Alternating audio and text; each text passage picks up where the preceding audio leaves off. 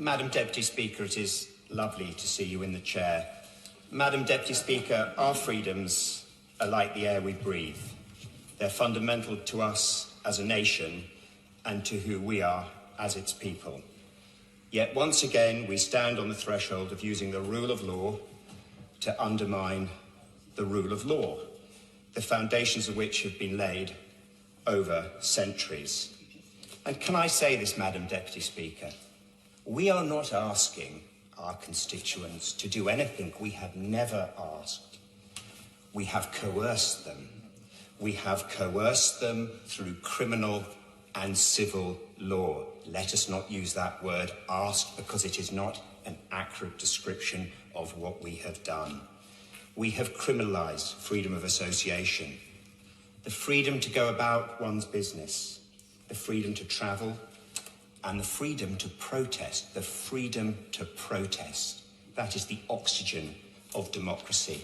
And Madam Deputy Speaker, this hurts my head and it hurts my heart. And dismissing these sincerely held concerns as wanting to let the virus rip is both deeply ungenerous and deeply, deeply unkind.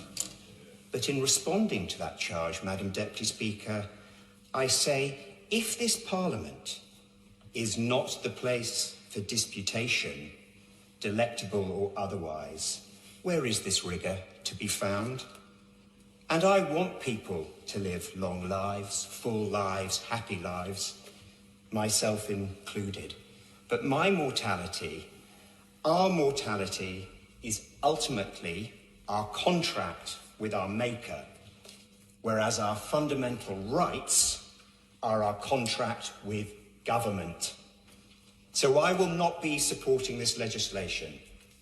I think it is terribly unjust and, like my dear friend, in many parts cruel.